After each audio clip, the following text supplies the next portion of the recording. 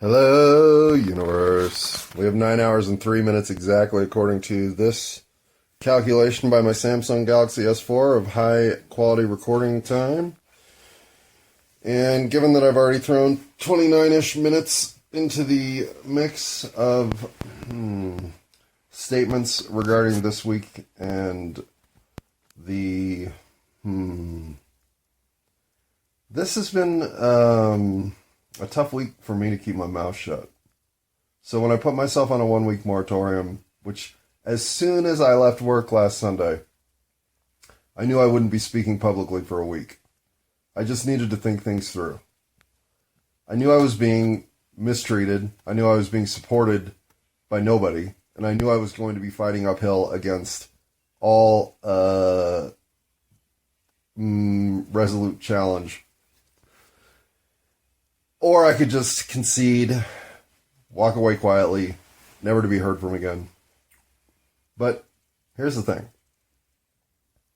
I've lived my life according to 4 tenets in the last, I want to say 3 to 5 years. And those tenets are these. Be kind, be understanding, be forgiving, listen, and take action accordingly. In other words, it's not enough to just have values, you have to act them out. Well, yeah, I've done that. To the point that I don't have anything to hide whatsoever. So,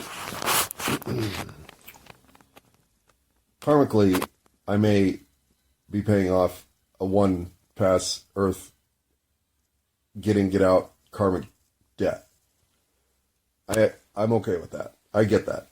I mean, I'm not okay with that. Well, I am at peace with that. I knew I came here on a 1-sheet tender. I'm okay with the fact that I have to pay my karmic debt back before I go. What I don't feel good about in all of this assessment is all the noise I just made getting out from underneath my comforter here at, is it not even 11?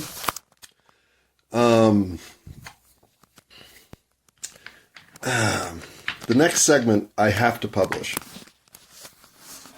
And I'll even give myself a mild admonishment for going slightly too far. But in a reactive sense of somebody going way, way, way too far, I forgive myself for going slightly too far. That said, I also believe I need to find a more positive bent on humanity right now. I think I'm very discouraged by that which I'm seeing. And given that if my life plan is going to work out the way that all the unexpected variables have now just bang, bang, bang fallen into place, well, let's get the last one out of the way. The vote. I don't want to go out on a sour note. I believe in humanity. I believe in its grace. I believe in its creativity.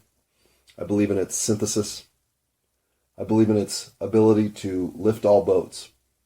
I believe in its galactic goodness. I believe in its fundamental goodness. My journey as a human this time around has taught me so much about accepting myself as an agent of goodness, and how that has to be supported through actions of grace and grandeur, all of which I have monumentally achieved this go-round. So, open to full exposure have I been. I've been on a confession now for 2 years. My entire existence, both before and after this occurrence, is available for public consumption. I am the definition of investigatable. So when I say investigate me, I mean it. This isn't happenstance. This isn't bluster. This isn't bluff. This is coordinated acceptance of a life lived in grace. And that's really all I have to say on the subject. Except all the shit I have to say next. And then that's all I have to really say. Go mankind. Pause. Oh. Okay. Go humankind. Go womankind. Go humanity. Go homo sapien. Go homo sapien. What are we? Homo sapien sapien? Go team blood red. And human. And woman. All of us. We're the best. Pause. Universe! How you been? I've missed you. It's been a week, at least. I put myself on a 1-week moratorium because shit's going down. Like crazy ass shit. Stuff that, frankly, I'm glad I didn't speak for a week. But boy, do I have a lot to say today. Like a lot. Pause.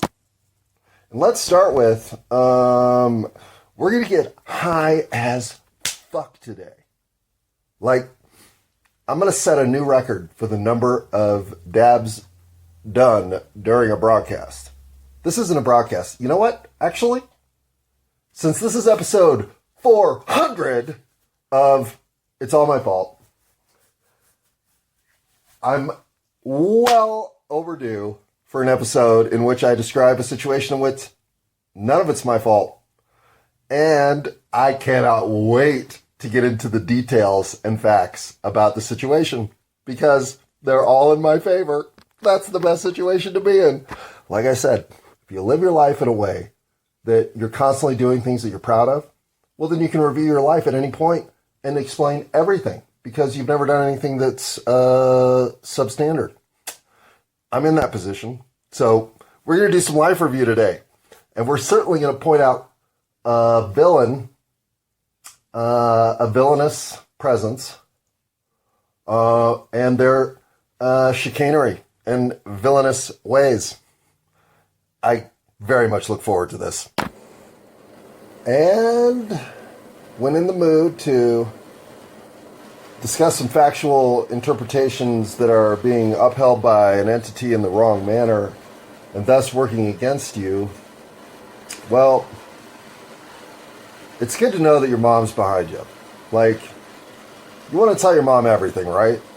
Like, if your mom, for some reason, thinks you shouldn't have been born, I don't know. That's a tough person to have to negotiate. I've only known 2 people in my entire life whose mothers wished they'd never been born. One is my current nemesis, and 2 was Lily, the delusional schizophrenic who burned her mom's house down.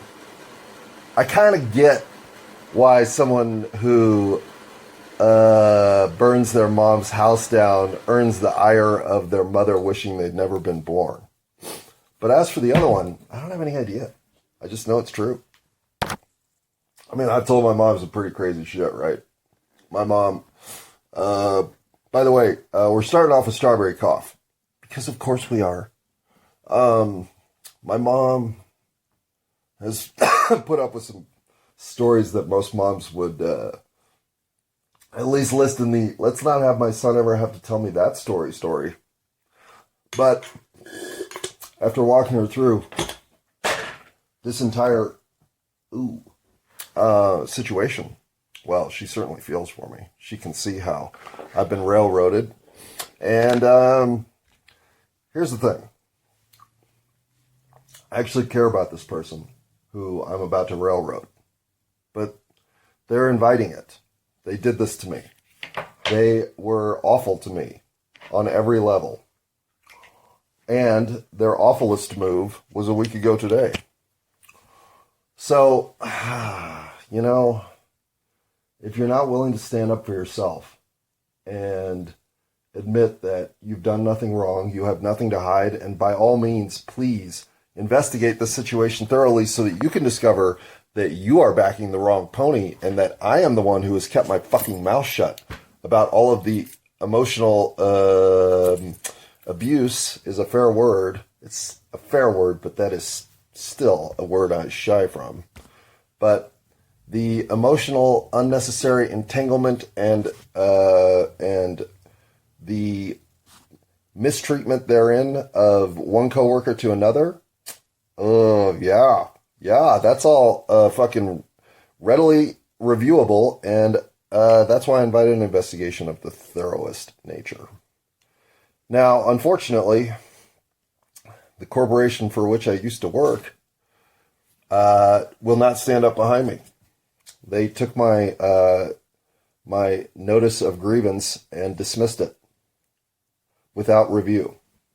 So, that leaves me nowhere but the public forum in which to air my grievances, which I'm going to, because I'm in the right.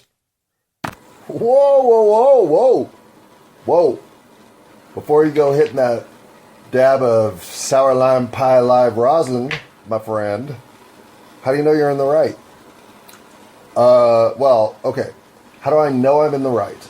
I'm never one to claim I know anything. Unfortunately, the philosophical conundrum of existence on this planet decides it's so.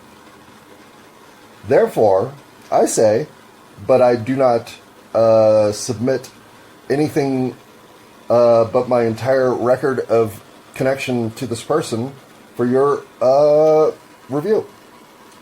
I'm in a position where my entire relationship with somebody is reviewable because it's all on film. It's either been in the orange box store that is the Home Depot, or it's been in our text messages. No other place have we communicated. So all of it is available to be reviewed. And because of that, I know I'm in the right. I've never done anything inappropriate. I've never even been anything other than encouraging and supportive. So, for once in my life, like, I am so ready to be investigated.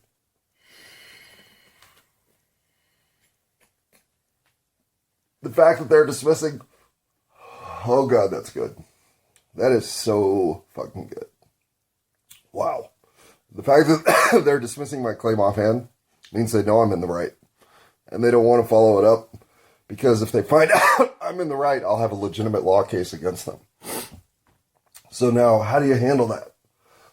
Well, fortunately, I know a couple of lawyers very well. So I will find out tomorrow how to handle that. And in fact, I will say this. My entire diatribe currently might be one day premature. I took a week off because I wanted to make sure I didn't say anything bombastic or emotionally reactive in a situation in which I think temperance needs to find its perch. Having found the perch of temperance, perhaps I should just read my response to the company, because then that's out in public air. Then they can't deny it. And then if anybody at work gets a flutter up their ass to actually do something about my counter response, well, I wonder how long they technically have. Do they have 72 hours to respond to me? I don't know. And because this situation is uniquely entangled, well, here's the biggest downside. I wish no ill will to anybody at all, even those who have done ill against me. I'm in a real moral conundrum here, because I know my actions are right, but I also know my actions will cause someone who I do care about harm. So what do you do? If you don't stand up for yourself, are you the fucking dupe? Is that the ultimate win to get me to stand down when I'm right? Maybe. But then is that the truest sign of forgiveness? The ability to forgive somebody who is directly, negatively influenced your life? I don't know. That's what I've really battled with all week. And yeah, I signed on with some glee about another's harm. I have to own up to that. That was poorly presented. But I am damaged here. I am hurt. I am transgressed against unjustly, unfairly, and with reckless abandon. At what level do I just forgive that?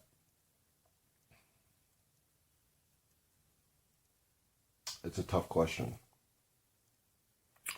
And maybe one that I should spend another day thinking shit through.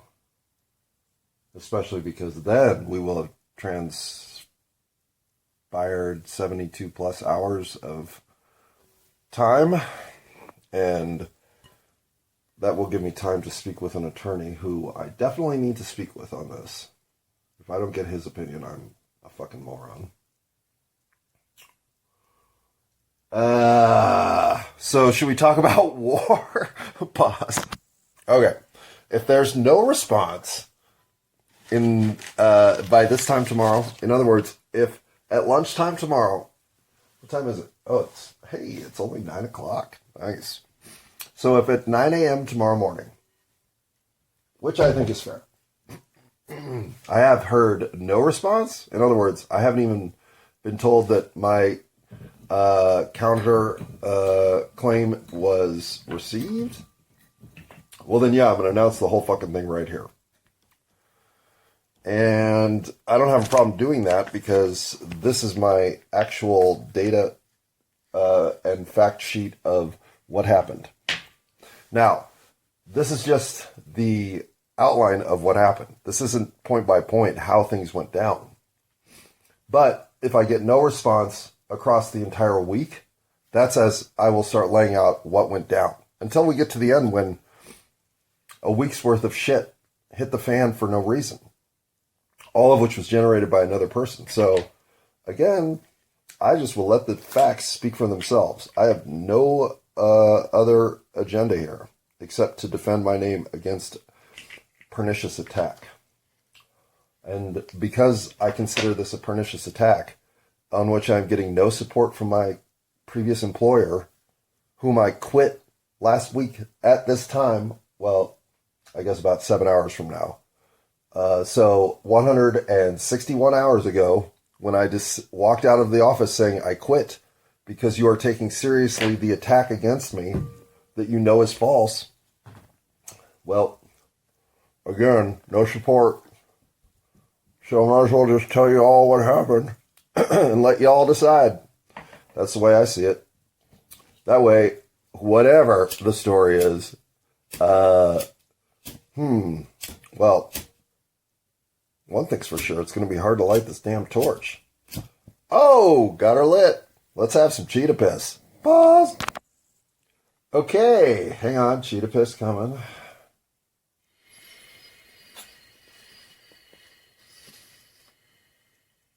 Kitty, that was not a fucking invitation for you. Get out of here. Get out of here. All right. Pause. Oh, man, the cat. The cat's bad. I know she needs to go down. But, fuck, man, she's my only friend right now. And that is a disappointing truth. But what are you going to do? So here are a couple terms. First of all, I no longer work at the Home Depot. Second of all, I will never work at the Home Depot again. Third of all, I was sanctioned by a coworker for inappropriate behavior. And so I have asked for proof of that inappropriate behavior and have been served no proof. So as a counter claim, I claim that I have never been inappropriate with anybody ever in the entire history of my time working at the Home Depot. And since that's all available for review, they can prove it. And as a counterclaim, I have an official document that I have delivered to the Home Depot, but I don't know if it's appropriate to read that today until maybe tomorrow. Maybe that's the first thing I'll do is read that tomorrow. If they haven't responded to me by 9 a.m. tomorrow, great. I'll just read this document. And then I will start proving my point over and over and over again. At which point I will give up, because really once I've cleared my name, I don't give a shit about the rest of it. But I do care that my employer, to whom I expressed a counter grievance, has listened to me not at all. That is concerning, especially in America where fucking your job means everything. This country is shit. Whoa, whoa, whoa. Mr. Blue Train Hayes, are you sure you want to say this country is shit? Well, I mean, okay. You know how you get that feeling of disconnection with your leadership or your structure of governance or whatever it may be? It can be in high school, for fuck's sake. You don't agree with the way the administration is coming down on some incident with some friends of yours that are involved. So now you're like, fuck this school. Well, that's the mood I'm in with the country right now. Because I don't care what you have to say as a leadership structure when 70% of your populace is asking you to call for a ceasefire and not one of you is talking about it. You are disconnecting in a way that I want to say, yeah, this country is shit right now. Get it? The overwhelming majority of Americans want the Gaza-Israel conflict to be called to a ceasefire. And not one of our politicians is willing to say anything about it. Pause. That level of duplicitous bullshit drives those of us who are concerned, good human beings, nuts. Just like the shit I have to put up with at work. Well, it's not work anymore. At what used to be my job. I was forced out. In 9 months' time, this woman managed to get me the fuck out the door of that place. I'll give her that. I will. Okay, so here's some things. I tactically lost to this person. She beat me. I concede that. And I concede that in a way that it's just, I don't know, it's mushy. Everyone who's listened to any of this knows that I'm an emotional fucking, I'm the most emotional man I've ever met. And as such, am deeply invested emotionally in things when I open up. So there is some hurt here that is uniquely assigned to me that I would think no other fucking human being, let alone other man, would put themselves through. So to combat that argument first, yeah, you're absolutely right. This is an emotional train wreck of a story in which I don't have much to show except emotional damage. So why do I want to expose that? I do not. I have no interest except that it's what happened. It's the truth. And inside of that, including my own attempts to defend myself from further damage from this person, I have now been somehow flipped into the person who caused damage? No. See, that's the part in which I say, okay, if that's the story you want to officially try to tell, well then no, we're going to tell the truth. What's funny is I've talked about all of this shit. It's not like I haven't brought this up. I brought it up a lot more gracefully than to actually try to denigrate any of the people involved. I was smarter than that, but I've spoken about it. So I'm on the record. I know what I have to say because I've already said it. And again, if somehow this is what you want to deem as a level of inappropriate behavior, then fine. I'm willing to be sanctioned. I'm 100% opening myself up to scrutiny. And while I may not be emotionally relatable in every circumstance that I processed, I'm emotionally true. No one can argue that. You can go back and just take anything from, well, the reason there's not a whole lot of recording from last February is because that's when this hit. When I realized what was dissipating. And while I never really put together that something that wasn't going to engage was going to cause me this much pain, that it was going to, sidetrack my life enough that I had to leave my job. I documented all this already. So what you want to say about real emotional pain can certainly be seen. Now, taking the entire month of February off essentially was because it was almost impossible to move through any discussion without breaking down. Call me what you will. Call me a pansy. Call me a fucking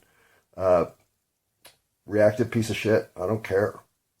What I am is somebody who was negatively influenced by a coworker, left my job because of it, tried to return to my job in a capacity to maintain enough distance from this coworker to just do my job, and then realizing I couldn't really maintain that distance, tried to reconcile a situation that then blew up.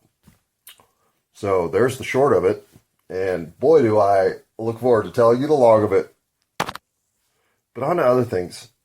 The domestic election process is falling apart in real time. That's another level of fuck this country that's going on right now, are people who feel they can't even be heard enough to find another voice of leadership to put into the mix to say, hey, we got a presidential election coming up. These are the times that the people like to speak up when they're frustrated, and you won't even let us speak up. That's not good. Pause. And since we've gotten this far, I say let's go all the way to Reno and back. Oh, Reno and back. Well, this stuff is going to put me on my back, as they say. So, pause. All right, and so the main reason I'm going to go through this entire detailed rehashing of what the fuck happened is because, A, it will help unwind all the fucking pain, that's for damn sure. And B, it will give me an opportunity to stand up for men everywhere in a time when there's no voice to be heard for male rights and responsibilities in this current situation of civilization on 8675309 Earth in the year of whatever this is, the year after Trump went crazy. All right, well, we're all about to take a major risk. I am opening the bedroom door to allow the cat the opportunity to join us. I believe she will take us up on that opportunity since the space heater's in here. Not that it's even cold. It's been really nice the last 3 days. The weather's been great. So, it feels very not Thanksgiving-y. How can Thanksgiving be Thursday? That feels awfully quick. Having had a slight break to go see what the cat was up to.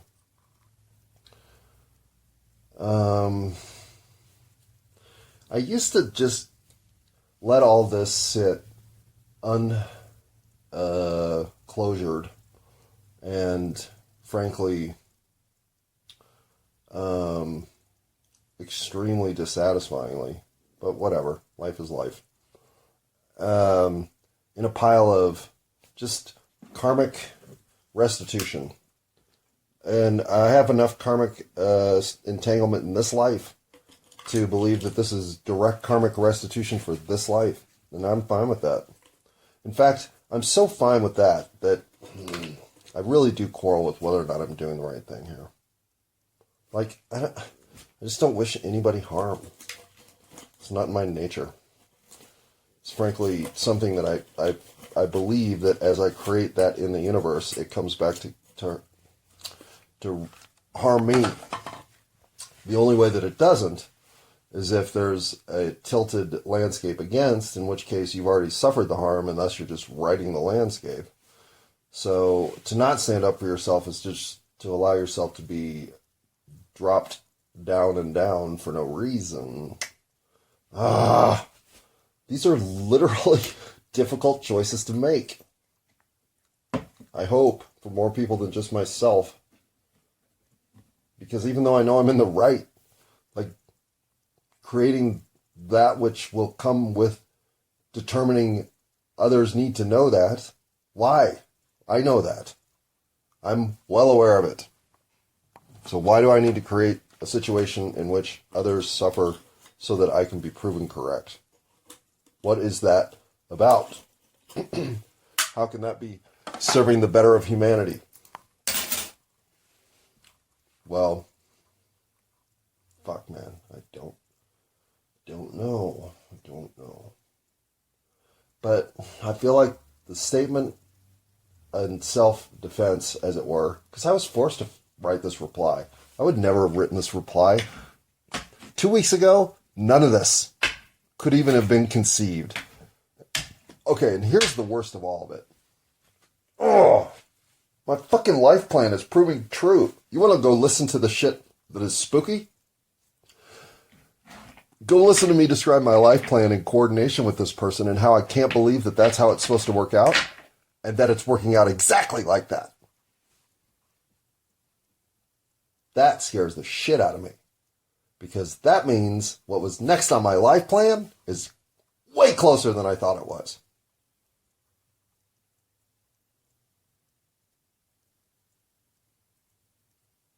So when you put that all together, really, what's the point? What's the point of following up on this at all? Well, clearly I should go take another dab. Everybody must be into this here apple fritter stuff because, boy, can you find that all over Denver. And that is one that I just can't say one way or another how I feel about it. So, as I'm about to hit this big fat dab of it, well, don't be disappointed if we start playing Pandemic or something next. I mean, yeah, you can be disappointed that I picked Pandemic off the board game shelf. You want to talk about a game that's hard to fucking win. Boy, is that game hard to win. And so I respect that Pandemic kept the challenge level on that game high. I mean, if you play it on difficult, I don't think you can win. You have to have everything literally go exactly right. I don't even know if you can actually have the necessary outcomes to win the game against the chance of epidemic that level of integration coordinates. Even on beginner, the fucking game is a challenge. So the rule set is clearly tilted against. And more power to them. I can count on fewer than two hands, probably fewer than one hand, how many times I've beat Pandemic. But I've beaten it in a couple different ways. And I'll tell you, the one way that I beat it the luckiest was by having the expert who keeps the Pandemic from being able to enter cities, including all the cities she's coordinated with. And it was strictly like she just happened to keep being in exactly the right spot for no really good reason. And so it's by far the luckiest win in board game history of all time for me. Is that game of Pandemic that I won with the, what are they called? The, like, disease expert or something.